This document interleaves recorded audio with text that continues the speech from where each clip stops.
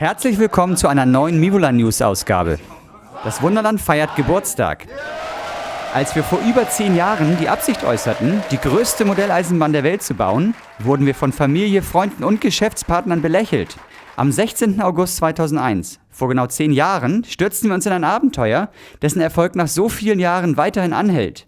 Nicht nur das Wunderland ist während dieser Zeit gewachsen. Auch die Besucherzahlen sind auf über 1 Million Besucher im Jahr gestiegen.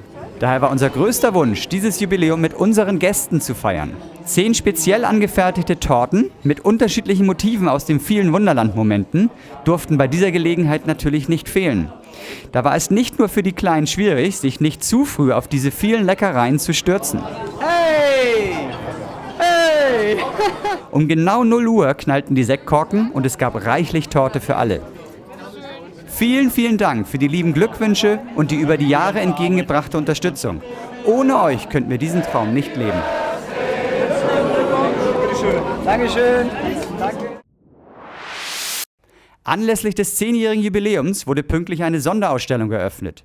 Sie erzählt die Wunderland-Geschichte in einzelnen Jahresabschnitten beginnend im Jahr 2000, als bereits die ersten Bauarbeiten in der Speicherstadt begannen. Es gibt viel zu entdecken und auszuprobieren. Neben den ersten Prototypen, kuriosen Sammlerstücken und lustigen Knopfdruckaktionen gibt es vor allem spannende Hintergründe des Wunderlandes zu sehen.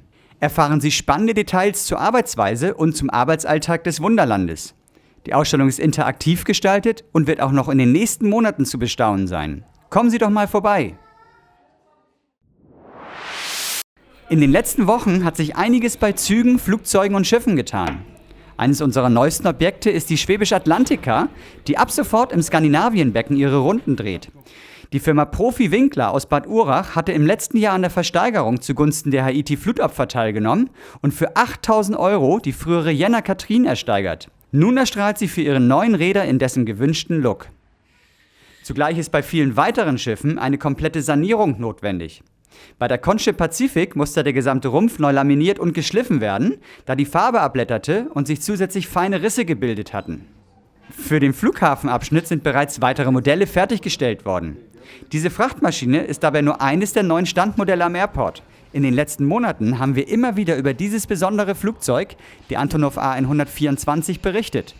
Nachdem diverse Mechaniken eingebaut und getestet wurden, ist sie nun endlich im täglichen Betrieb und gehört zu einem der Highlights am Knuffingen Airport.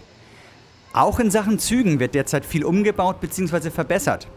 Vor einem Umbau muss allerdings getestet werden, ob die Technik wie gewünscht funktioniert. Hier wird gerade überprüft, ob es möglich ist, mit 2 unterschiedlichen Überwachungssystemen zur Steuerung derselben Anlage auch während des Betriebes die Störungsfreiheit zu ermöglichen. Dieser Test ist wichtig, da wir in einigen Bereichen nicht über Nacht all unsere Altlasten in einem Rutsch umbauen können. Trotzdem soll der betroffene Anlagenabschnitt ohne größere Einschränkungen in Betrieb bleiben. Die Renovierungsarbeiten rund um die Anlage gehen weiter voran. Viele Anlagenflächen wurden schon begrünt und unzählige neue Bäume gepflanzt. Im Hamburg-Abschnitt wurde nicht nur der Hauptbahnhof modernisiert, sondern auch die HSV-Arena. Schaut man ein wenig weiter, könnte man schon glatt wieder an Urlaub denken, denn im Amerika-Abschnitt wurde der Strandbereich erneuert. Palmen und eine Vielzahl an lebensfrohen Szenen sind hier ab sofort zu bestaunen. Aber nicht nur in diesem Abschnitt wird gearbeitet, sondern auch an den vielen weiteren Modellen im Skandinavien-Abschnitt, wie zum Beispiel der kleinen Kuttermodelle oder der Ölplattform. Diese waren mittlerweile doch sehr ramponiert, da sie direkt an der Anlagenkante und so im Handbereich einiger Gäste stehen. Nun sind die Modelle wieder bis ins kleinste Detail aufgebaut. Brücken müssen in der Realität in regelmäßigen Abständen renoviert werden. Nach nun über 6 Jahren war bei uns auch die Köbernbrücke dran. In unserem Fall war das Ganze allerdings etwas einfacher als im Original, denn auf Kran und Gerüst konnte glücklicherweise verzichtet werden. Auch können Einzelteile einfach von Gaston abgebaut werden, ohne dass die Brücke zusammenbricht. Für die Renovierung der kompletten Brücke wurde zunächst die Fahrbahn demontiert. Nachdem alle Tragseile und Verbindungen gekappt waren, konnte die Fahrbahn komplett entfernt und in die Modellbauabteilung transportiert werden. In der Werkstatt wurde als erstes der gesamte Altbestand an Fahrzeugen, Figuren und Gelände abgebaut und durch neue ersetzt.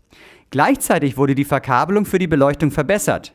Dadurch können die Techniker in Zukunft sehr schnell defekte Leuchten austauschen. Mittlerweile befindet sich die Brücke wieder auf der Anlage, doch alle Renovierungsarbeiten rund um die Anlage sind noch nicht abgeschlossen. Auch der Umbau der neuen Ausstellungsbereiche beginnt nun langsam. Es wurden weitere Flächen angemietet und es gibt konkrete Ausbaupläne bis 2020. In diesem Bereich des zweiten Bodens soll der neue, größere Eingangs- und Shopbereich entstehen. In den nächsten Monaten wird uns diese Baustelle sicherlich häufiger begleiten. Unsere nächsten geplanten Abschnitte sind übrigens Italien, dann Frankreich, England und Afrika. Und wenn es nach uns geht, wollen wir auch noch in 50 Jahren weiterbauen. Im Skandinavien-Abschnitt gibt es etwas Neues zu entdecken. Stefan hat hierfür einzigartige Eisberge angefertigt. Aus Plexiglas werden unzählige Flächen auf verschiedene Formen zurechtgeschnitten, um Schicht für Schicht einen Berg zu bilden. Also der soll ein bisschen höher werden. Jetzt bin ich noch bei den dünnen Platten. Das dauert natürlich ein bisschen länger, aber ich werde auch noch gleich wieder dicke Schichten machen. Also ich wollte ungefähr auf die Höhe. Kann man ja hochrechnen, wie viele Dinger das noch werden. Anschließend wird der Rand dieser einzelnen Flächen bearbeitet und gesäubert. Da kommt so ein Lösungsmittel zwischen, was dann alle Platten miteinander verbindet. Und naja, dann muss ich natürlich diese ganzen Kanten, was jetzt noch hier ist, die schleife ich dann nachher auch noch mal alle wieder ein bisschen rein, gebe noch ein bisschen Struktur, so wie ich denke, dass das Eis sich seinen Weg geschmolzen haben könnte. Und fertig ist dann schon fast der neue Eisberg. Nach diesem Prozess bekommt der ganze Eisberg mittels Airbrush-Auftragung seine Farbe. Ein echter Hingucker. Das war's für diesen Monat. Vielen Dank fürs Zuschauen und bis zum nächsten Mal.